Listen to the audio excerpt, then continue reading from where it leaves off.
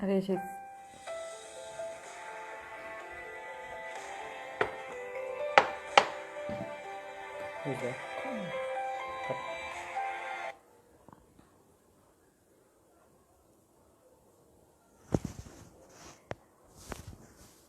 Hi all, I'm seeing a lot of people joining in. I guess a lot of interest in the hypnobirthing session. So today's session is going to be really interesting. Hypnobirthing was a word that I came across a year back when I met Divya. Just waiting for Divya to join in. Probably in another 2 minutes we should be able to start the session once she joins.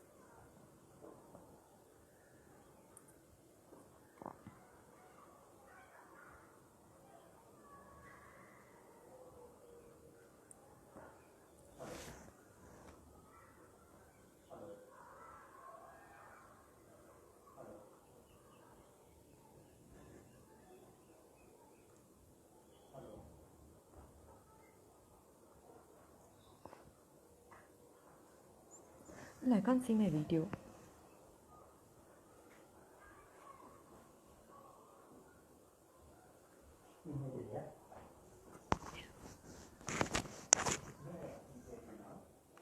Hi everyone.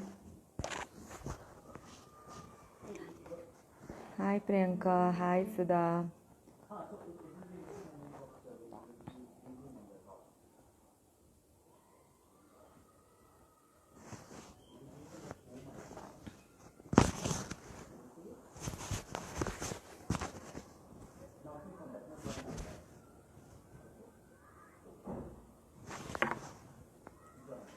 In today's session, we are going to keep it quite concise. It's going to be a 30-minute session on birthing bonds. Birthing bonds was a series that we started back about 2-3 months back to educate mums, expectant mums, mums of toddlers, infants, on a lot of options in birthing, natural parenting, different types of education. So Divya has just joined. I'm just going to.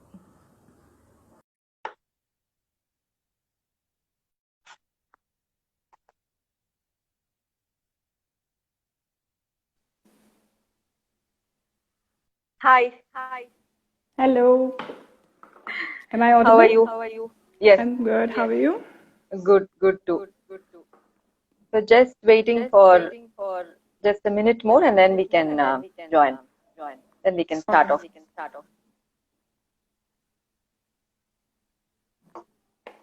Where are the kids? Somewhere the other room? Yeah. They are with Rohit. Okay.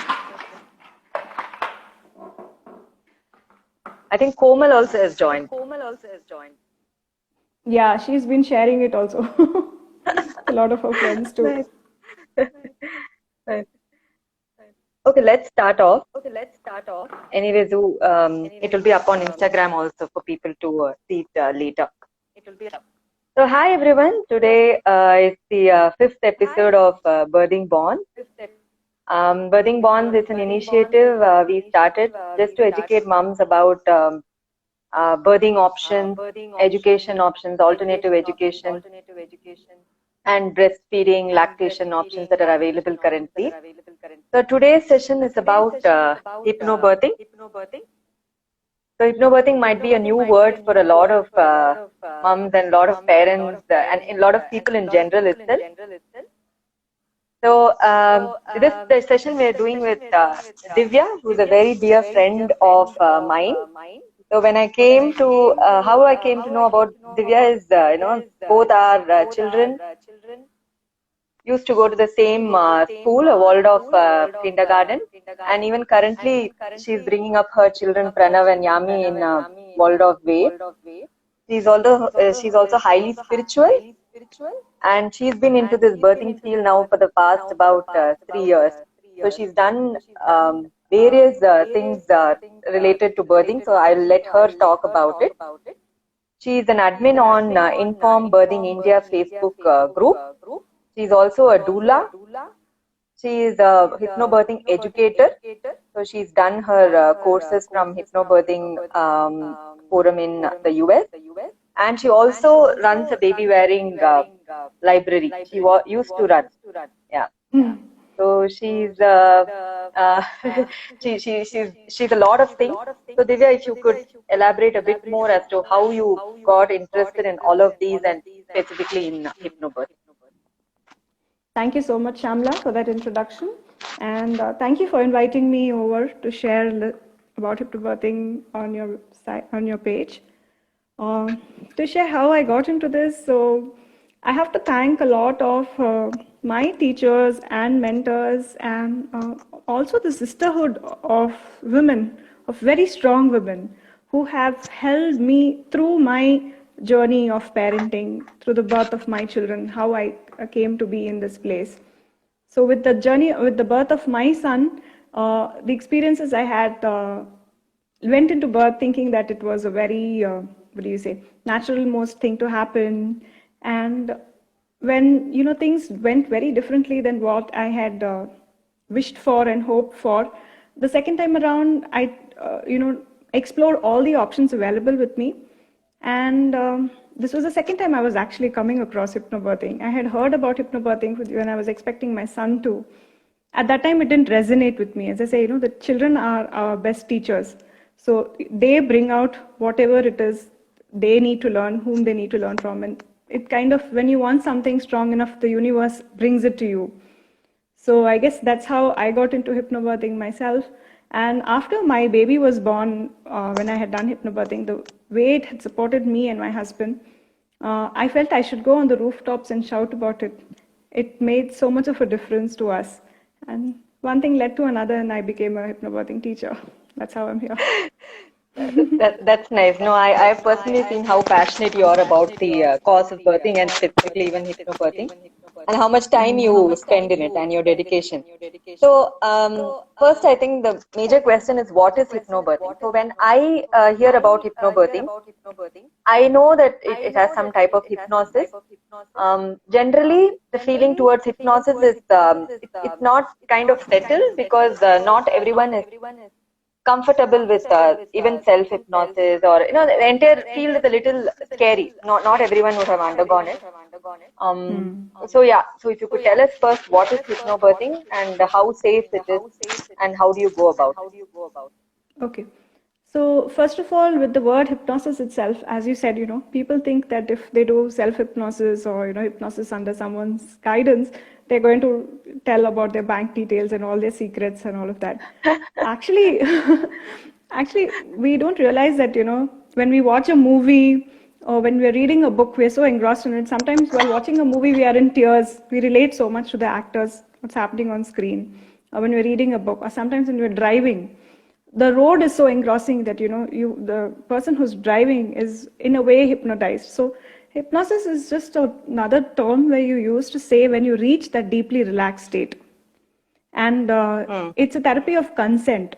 So first is your belief that it should work, and second is unless you agree to share whatever it is. So you are totally in control of your what you're sharing or what you're talking about or whatever it is that you're willing to let yourself feel, that you will feel. As I said, we've experienced hypnosis while reading books or while watching movies or so many different things. So in hypnobirthing, we're using that technique of deep relaxation, of reaching the wavelength at which the child operates. If you see today, you know, many institutes like the HeartMath Institute of the US, they have brought out studies which say that the baby's heartbeat is resonating at the same frequency at the mother's brain waves. So how the mother's mind works, the baby's heartbeat is reflecting that, yes, the mother's state of mind. Okay. So using hypnobirthing specific to birth includes a set of tools where both the mother and the father together practice these tools to be able to connect better at the vibration or frequency or resonance level or whatever it is you would like to say, to connect with the baby in utero. Okay. So, so here both the mom and the dad are going to be involved in hypnobirthing. Yes. Okay. And how do you go about it? So if you could like how does it help the mom and dad? So we go about it through a series of about 5 sessions, anytime after 20 weeks of pregnancy. Each of these sessions is for 2.5 hours, which both the parents attend together, and anyone else who is supporting the mom during the birth can attend. What we do is we learn about what is hypnobirthing in the first place, how does it work, why does it work, remove the so-called conditioning which we have seen around birth. We see how calm and joyful it can be as a process. It's a physiological process, which somehow along the line has been conditioned with around a lot of fear. Yeah. Changing the terminology which we use. When you think of the word pain, right? You bring it's associated with something negative. The word labor, or you talk about contraction. We know in our culture specifically how much of impact words can have. So, using more gentle words, which actually describe the process of what is happening. We say that babies are not delivered, only pizzas are delivered. Mothers birth their babies. Right? So even using the word as delivery, the doctor didn't deliver the baby, the mother birthed the baby. It describes more aptly what's happening. So through the classes, we learn different techniques. And we go deeper into the techniques. If there are any fears to be released, we do that. And through the process of labor, how the father can be a support to the mother, different ways, positions, different breathing techniques, visualizations, affirmations, education. Unless we know what is it we are navigating, how do we navigate that process, right? Correct. So all these tools, and even after the birth, the golden hour, right after birth, establishing breastfeeding. So the amount we spend during pregnancy actually relates to the amount of time which will help us connect with the baby. And one most important thing which we also share during hypnobirthing, it is the purpose to the process. The result is never in our hands, right? We do to the best of our ability what we can. And then it's not like you're hung up on there's only a vaginal birth happening or there's no C-sec, you're against C-sec or whatever. A surgery is a life-saving intervention. When required, it is to be used. Not unnecessarily is what is the scope of hypnobirthing. And where possible, using all these techniques, a mother can have a calm, gentle, joyful birth, no matter which way the baby chooses to enter the world. Okay, nice. So, recently even I have come to know that it does matter, how the baby comes into the world. Of course, a C-section is needed in case of emergency, but how calmly the baby enters the world with what kind of, love and what kind of emotions it is at that point of time. That's very important. So you did touch upon some of the myths around birthing, right? Actually, I'm getting a little bit of echo, so that's where the problem is. So, so you did touch upon the myths around birthing, like the fear associated, how the media kind of projects it, and birthing is a completely new thing for a lot of moms, and we either go to the previous generation for some kind of advice, or we go to the doctors for some kind of advice. So again, there also it only doctors know what they have studied, and they are more trained in surgery and all of that. And natural birthing is a new field. It's not a new field. It's been there for a long time, but not many people are exploring it. So the fear around birth remains. So is there any other specific myths that is busted, using hypnobirthing, or that you guys addressed during those 5 sessions? Anything that you feel, apart from the fear, that is important, that is touched? Yeah, it's also, as I said, hypnobirthing is about you, about your mind, about how you relate to things around you, right? So most of the times, the atmosphere in a hospital, they say like the same atmosphere, how the baby entered the womb, is required for the birth, right? Unfortunately, in today's day and age, if you see around birth, you'll have a lot of people around, maybe some people whom you've never met before in the labor and birthing room. You'll have a lot of lights, a lot of sound. So that itself has, the mother's mammalian instincts kind of clam up. And instead of the process being of let go and releasing for the baby to navigate the process, see, the passenger is as important in the passage, right? So the baby is a very active participant. It's a sentient baby. Yeah. The baby knows much more than we give the baby credit for, right? So, when the baby is actively participating in the process, it's how relaxed and how comfortable the mother is as well, and the team around it. So, birthing from being a natural event which happened between lunch and dinner earlier, where women just squatted and birthed their babies, has today become a very technological medical event, right? Which itself sometimes hinders the flow of the hormones required for this dance to happen. Correct. So, how can, wherever the mother chooses to birth the baby, if you feel the most comfortable and safest in a hospital environment, how can, you regulate your hormones to match with the required hormones for birth? Instead of having an excess of adrenaline in that atmosphere, can we have an excess of oxytocin? Correct. That's the part which we help navigate during the process. Okay. I think you mentioned a very important point that the baby is the passenger and is the most important there, and we have to treat the baby as an individual with respect at that point of time who knows a lot of things. We have to believe that, and not just a baby as to like who doesn't know anything. Yeah, I think that lot of us miss. Yeah. So again, so the next question is, so we touched upon some of the, how it will help. So you already touched upon some of the techniques, like you said you'll go, talk about breathing and things like that. So what are the exact techniques that are used? Is there something that you can elaborate on so people understand as to how these sessions go, and what they expected to feel at the end of it? Okay. So through the sessions, we'll do many different processes, which would be like guided meditations or guided relaxations. So any fears which you're holding back are released. So there's a fear release which happens in the third class. Then we do a lot of different affirmations. As I said, hypnotherapy is a therapy of consent. So the couple coming in to explore hypnobirthing themselves, especially fathers, I've seen so much of difference it makes to fathers, where in the normal approach of one size fits all, the mother is hardly given 5 minutes at a meeting with her care provider. The father is usually, not even there for that 5 minutes in the picture most of the times. Yeah. So through these sessions, fathers realize what an important role it is they play, right?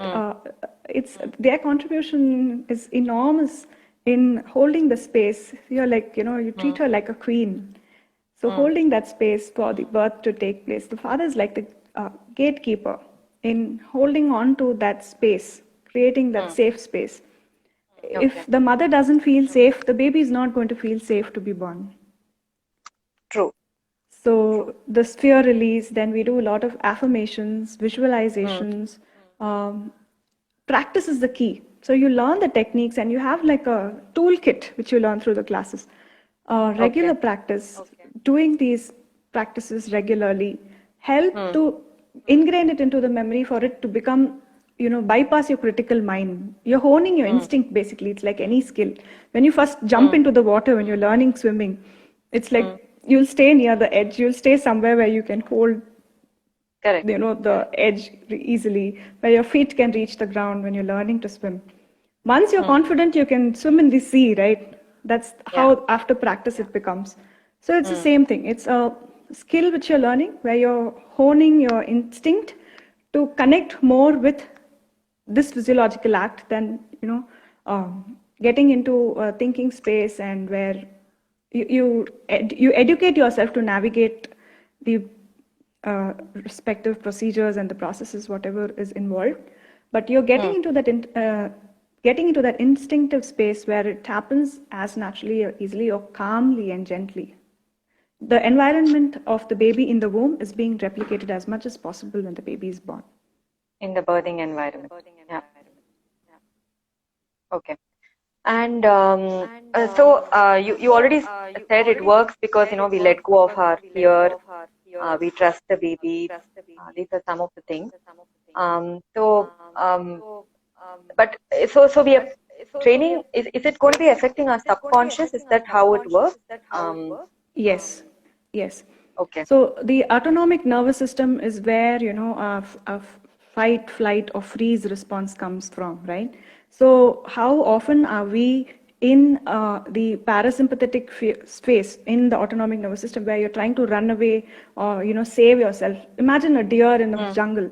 The deer is eating the grass or whatever around it. The moment the deer finds a lion or a tiger coming to attack it, a predator attacking it, all the adrenaline rushes to the extremities where only either the deer is under the fright, flight, or freeze. So either the deer will run from there or it will fight from there, right? So that drains away the blood from the non-essential so-called organs. In birth, when we train the subconscious mind to accept it as a purpose to the process, like each wave instead of a contraction which has negative connotations to it. When we know that each wave is, visualize it as my baby hugging, or a wave on the ocean bringing the baby closer to me. You know, one mom used to tell me that she used to visualize a contraction as a baby hugging her from inside. And each surge was bringing the baby closer to hug her from outside. So when you visualize it from that space, or different techniques, as I said, whichever resonates with who, I'm just sharing one of the techniques. When we do that on a regular basis, then what happens is then you accept the process. You know there is a higher purpose to the process. And it becomes easier to navigate. So you can consciously, instead of going into the fight, or freeze response, you are letting the blood flow through the uterus. And that's how the baby is getting the enough oxygen, when there is blood flowing to the baby. If there is fear and there is a freeze or a flight response, the blood will flow to the extremities, which means baby's heartbeat will reduce and there will be no oxygen, those kind of things. So with constant practice and, you know, coming into the subconscious mind, deep relaxation, we learn to regulate the responses and let the process flow as naturally as possible. Nice. So what about your own birthing experience, Divya? I know Pranav was he a natural birth child? No, he was not. He was a C-section, right, Pranav? That's right, yes. And Yami was, naturally birthed child, and I think you did use hypnobirthing. So what was your own experience? I'm sure your clients all had great experience with hypnobirthing, but from your own personal experience, if you could tell us what was the difference that you felt and how empowered probably you felt during the birth. Okay, so now that we are also at the end of Pregnancy Loss Awareness Month, last October was Pregnancy Loss Awareness Month. Pregnancy loss is something which happens a lot more frequently and we don't talk about it. So I was expecting Pranav after I had lost my previous baby, almost in the third trimester. So there was a lot of, I wouldn't say anxiety, but at least the first couple of months was a period of anxiety. Any mother who has gone through the process would, agree with me that would know once you've lost a baby, the next time you always feel that, am I going to cross that mark? Am I going to have this baby fine? So with Pranav, there was a lot of anxiety to begin with because he was a baby which I had after a loss. And, unfortunately, our system today considers the estimated due date as expiry date, if you call it that way. So a process that begins naturally has more chances of ending naturally. If you're induced for a medical reason, it makes sense. But inducing just for the reason of coming to a date, most babies don't come by the due date. The average gestation period for a human baby is 41 weeks and 3 days. Right? So that is I would encourage not many people know about that. 40 weeks is like the date. Yeah, please continue. Absolutely. Overnight, the baby doesn't forget how to be born and how to grow, right? It's a miraculous process. The smallest cell in the body is probably a sperm, not even visible like under a microscope. And the egg is one of the largest cells in the body, which is, barely visible to the naked eye as well. The intelligence is so much that which two cells fuse, you form a whole human being. Just when a date comes, it doesn't make sense. that this intelligent human being, forgets the process of birth. So, an estimated due date is just that, an estimated due date. The birth can happen anytime 2 weeks before or 2 weeks after. So, with Pranav, I was induced on my due date, and that led to a C-section. Probably the baby and my body was not ready for it. So the next time around, I'm glad to have come across a very supportive tribe of women. Let it be my hypnobirthing teacher. I had also done Lama's classes. I had a brilliant doula, and even my care provider, who was there with me for the birth. Having come across this team, we went about 13 days over my due date, and my daughter chose her date of birth. So I had a natural VBAC with her. I mean, after that experience, I felt that the first time I hadn't even experienced labor pain. So because it was C-section, so, and I hadn't started labor. The next time I just felt in hypnobirthing, we don't promise a painless birth. Yeah. Yeah, we don't promise a pain-free birth, but my experience was like that. I just felt like I whooped her out and came, if I could use the word that way. Nice. So, the calm and gentle birth was so empowering. I felt that I'd climb Mount Everest, and there's nothing impossible you cannot do after that. So, with hypnobirthing, it's very important that you have a good birthing team, isn't it? Any natural birthing, a good birthing team is very essential. That's right, yes. As important as the person you choose to have the baby with is the person you choose to have with you during your birth. Nice. The team that you choose to have. So, how does all of this help in the bonding and attachment with the baby better? Hypnobirthing itself. As I said, irrespective of the result of the end of the process, the time you invest with your baby in utero eases all the milestones which come later. The amount of crying is less. You actually begin to enjoy being with your child, being with your baby. The child becomes such a source of joy and support throughout. I'm not saying otherwise it doesn't happen, but because of the time that the parents have invested, it becomes easier to respond to the baby's needs.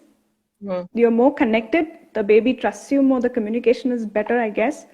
So, however is the outcome, the time spent bonding in utero leads to a better infancy. That leads to better toddlerhood and childhood and beyond. Right? They say the first 1,100 days of a baby's life are the golden period where the learning that happens during that phase, the brain development which happens is much more during the first 2 years of a baby's life and during pregnancy.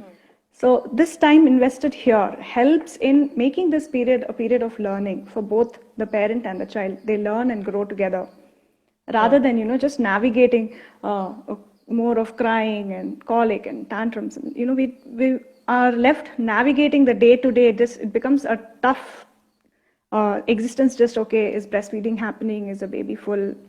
Rather than handling all these daily struggles, it becomes easier to take it into account. In fact, I still use the breathing techniques which I learned during hypnobirthing even today.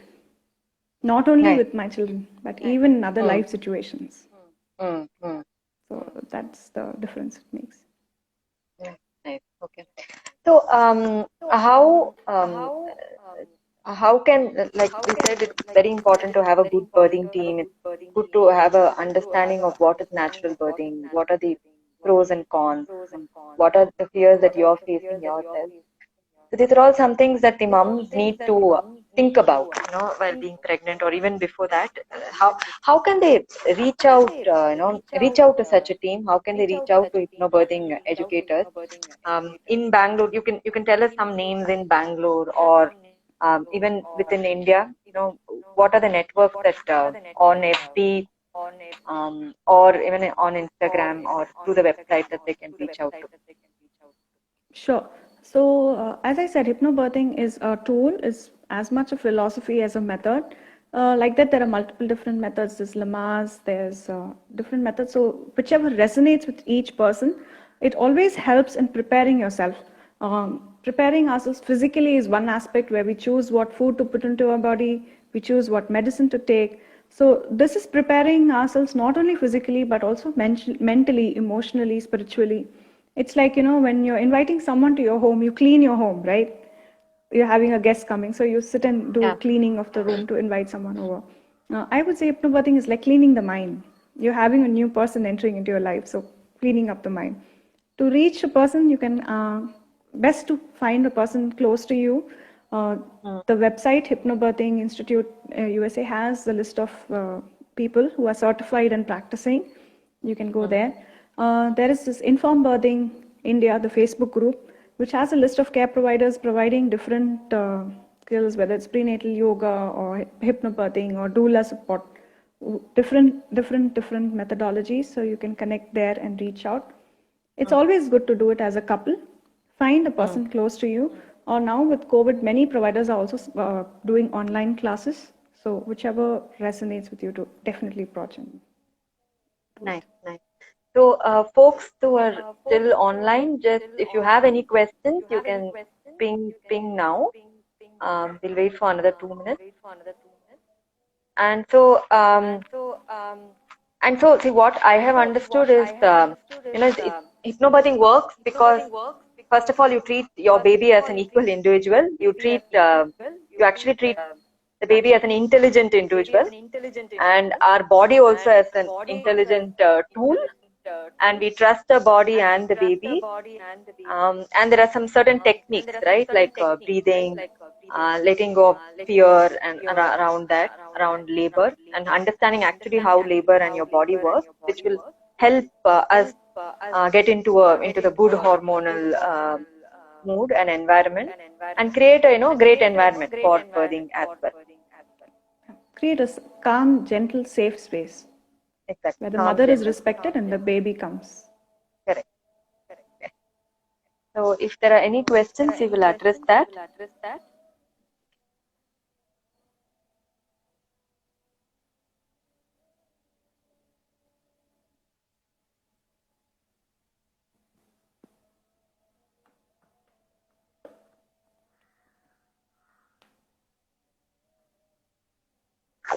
So there's one on how many. Is it a standard that there are only 5 sessions and the duration of the session? That is the standard practice, because there are practitioners all over the world where the content is prescribed by the institute.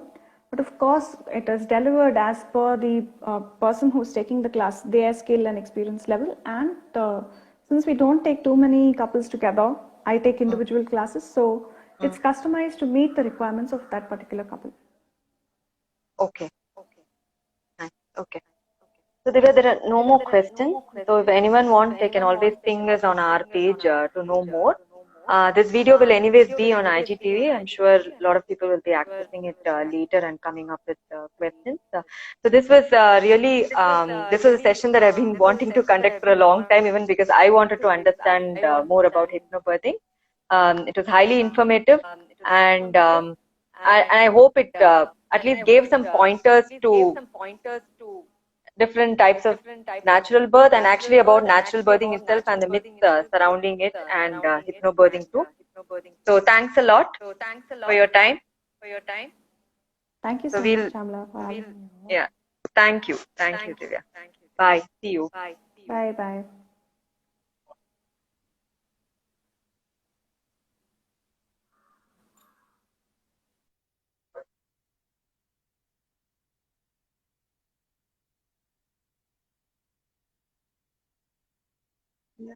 Splendid.